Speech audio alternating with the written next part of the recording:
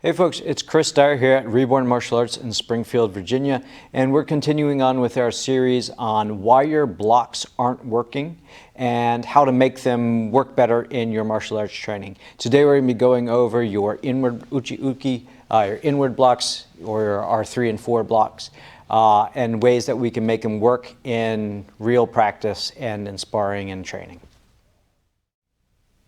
Okay, so first let's look at the blocks. You'll see this in a lot of different styles, the 8-point blocking system or just the normal karate blocks where you have outward block, outward blocks on one side, the other side, inward block, high block, low block, low block. It's pretty standard for a lot of different styles and systems. And today we're going to be working on those 3 and 4 blocks that look something like this. Okay, so let's look at the block, how it's normally done and why it doesn't work, and how you can change it to get better success from it. If you notice in my preview that we did just a second ago, I was showing the block like this. So the fist is coming, the palm is facing my face, it's coming across my body like this, and people will do this.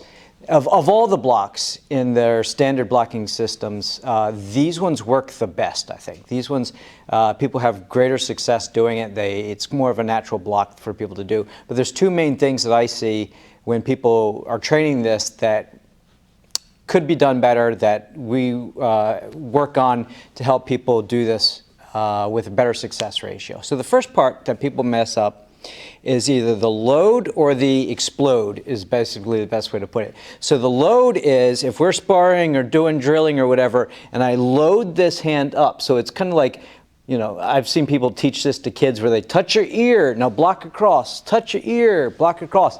And that's to kind of get the mind to understand the direction of motion. But if you do this, touch the ear, and too much, if you do this too much and you don't train that away eventually, then you end up where people load, they get hit, and then the block happens. They load, they get hit, and then the block happens. Even if they're on a great guard and that punch comes down my center line, I load it, and then I get hit. So this is one of the most common things that I see people do.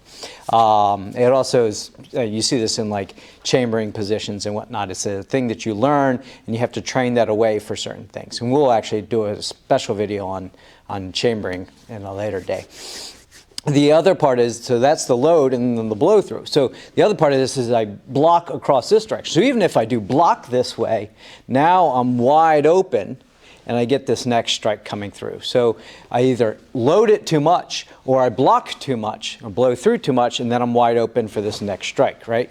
So that's that's the major part that I see people mess up on. The other part is the direction of the forearm in the block. So if you watch me do this, this is what I was doing when I did the demo earlier. The block happens like this, okay?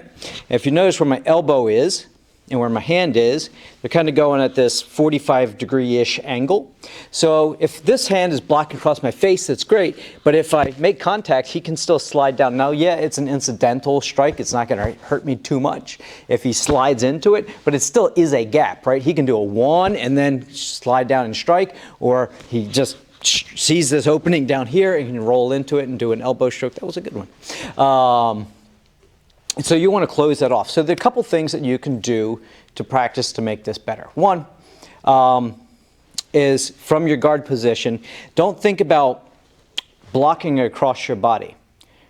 It doesn't actually give you much of an advantage, and it puts you in a bad position. If I block across my body, I'm still open on this side. What I think about doing and what I teach people to do is create a barrier between your chin and your partner's chin or your opponent's chin. And what I do is just use, oh, it's blocked.